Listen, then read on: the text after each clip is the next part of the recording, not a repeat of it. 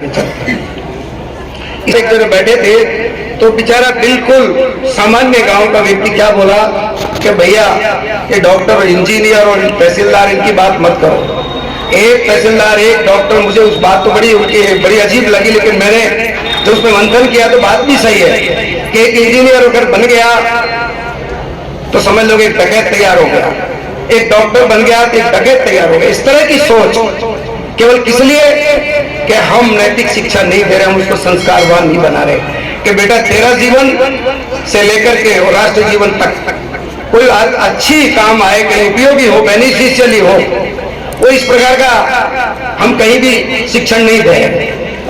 इसलिए मैंने दो उदाहरण, अभी भगवान सिंह जी मेरे साथ थे, कुछ दिन पहले कनवाड़ी सीनियर सेकेंडरी स्कूल में वार्षिक उत्सव हुआ, Jorega Singh girls senior secondary school में वार्षिक उत्सव उस समय में था, तो मैंने दो उदाहरण रखे और उन उदाहरणों को मैं आपके सामने रख रहा हूं। अभिभावक भी ध्यान दें, मैनेजमेंट भी ध्यान दे, मंच भी ध्यान दे, हमारी माताएं बहनें भी ध्यान दें और बच्चे भी ध्यान दें हम किस श्रेणी में रहना चाहते हैं। अभी आपने देखा होगा पिछले 3 वर्ष कोरोना काल का समय बड़ा त्रासदी का समय आया, लोगों को सारी चीज याद आ गई, गौरवशाली इतिहास याद आ गया, गांव याद आ गया, अपनी संस्कृति याद आ गई, पर्यावरण याद आ गया कि हम कैसे ठीक रह सकते हैं। उसने सबके हमारी अकल ठिकाने लगा।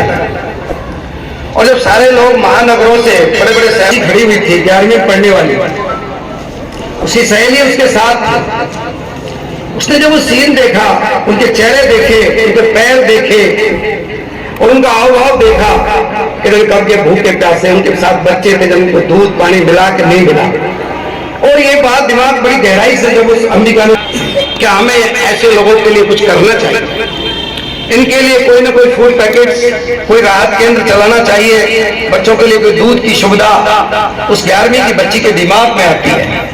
निश्चित रूप से वो बच्ची कहीं अच्छे विद्यालय में अध्ययन करे, कहीं अच्छे परिवार में पृष्ठभूमि अच्छी होगी, वहां से निकली हुई होगी। वो जब अपनी सहेलियों से कहा तो सब सारी सहेलियों ने कहा अंबिका पैसे कहां से आएंगे, कैसे चलेगा ये इनका ये राहत केंद्र कैसे चलाएंगे।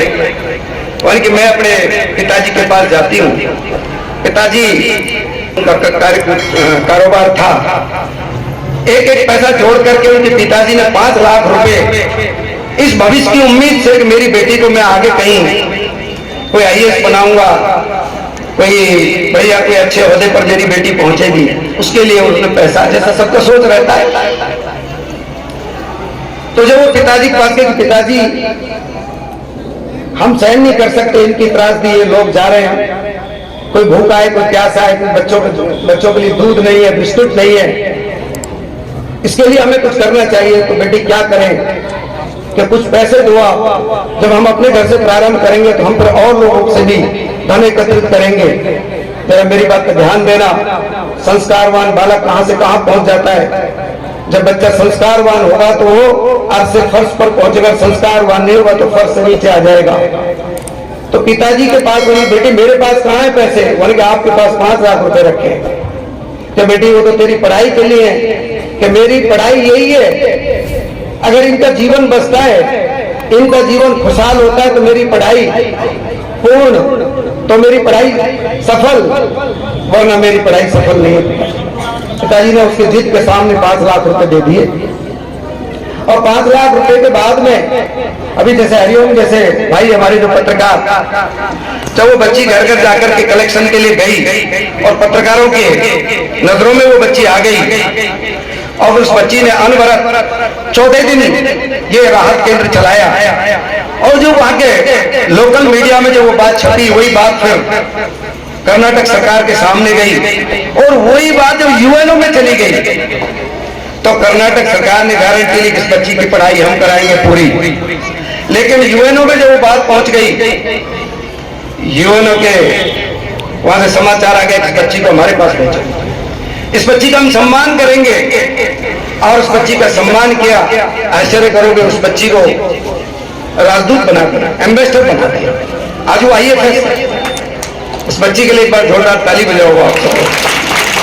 तो ये होते संस्कार, कभी उसके पिता ने सोचा भी नहीं, उनके पिता को अखबार में छपा था, आंखों में आंसू आ गए, मैंने कभी नहीं सोचा मेरी बेटी IAS हो जाएगी बिना किसी परीक्षा के। और ऐसी आपने डायरेक्ट चौथा गियर लगा दिया। आपने ये वर्तमान पढ़ाई पढ़ा करके इसमें केवल जॉब है। ऐसा ही एक गौरव नाम का बालक गुजरात का, वो ठीक है अच्छे नंबर ला करके गुजरात सरकार की नजरों में भी वो बात आ गई, और वो बालक आगे जाकर के नासा में जाकर वैज्ञानिक बना, अच्छा पैकेज में, उस वक्त लगभग 10 लाख रुपए पर मंथ का पैकेज उसका हुआ, करोड़ों में। लेकिन वो बालक संस्कारवान नहीं था, केवल किताबी ज्ञान था। और जब वो बालक ऐसे लोगों की संगति में आ गया, सिगरेट पीना प्रारंभ किया, सिगरेट से नशा, सुरी नशा ऐसा नहीं जिसने उसने उपयोग नहीं किया हो। और उसके बाद में वो बालक जब नजर में आया पूरी कंपनी की में, पूरे मैनेजमेंट के लिए ये बालक पटरी से बाहर हो चुका है, अपने जॉब में ईमानदारी से जॉब नहीं करता, इसका शरीर काम नहीं कर रहा। वो बालक उस अच्छे करोड़ों को पैकेज से निकाल दिया। आज गुजरात में कंपनी में 15,000 रुपए महीने में मात्र काम करता है वो बालक। ये दुर्गति होती है हमारी आपकी। मैं ज्यादा नहीं कहना चाहूंगा, क्योंकि अच्छे अच्छे कार्यक्रम आपके सामने आने वाले, आप उनको सुनने आए। आप रोजाना अखबार देखते हो, जिस दिन हमारे ये छोटे छोटे बच्चे जो फेसबुक पे अपने जीवन का फैसला कर लेते हैं बिना संस्कार के, तो अखबारों में इस प्रकार की न्यूज नहीं आएंगी। जिस दिन ये बात मातृवत परदारेषु परद्रव्येषु लोष्टवत आत्मवत् सर्वभूतेषु यस्य पश्यति पंडित है, जब ये भावना बच्चों में आ जाएगी कि हमारे लिए पराई स्त्री माँ बहन बेटी के समान है, पराया धन हमारे मिट्टी के समान है, और जैसा हम अपने साथ व्यवहार करते हैं दूसरों के साथ व्यवहार करेंगे, उसी व्यक्ति को विद्वान कहा जाएगा। जब ये भावना आ जाएगी तो अखबार के अंदर इस प्रकार का नहीं आएगा कि आज एक कलेक्टर रिश्वत लेते हुए पकड़ा गया, आज एक एक्सीडेंट सिंचाई विभाग का आज वो ट्रैप हो गया, ये समाज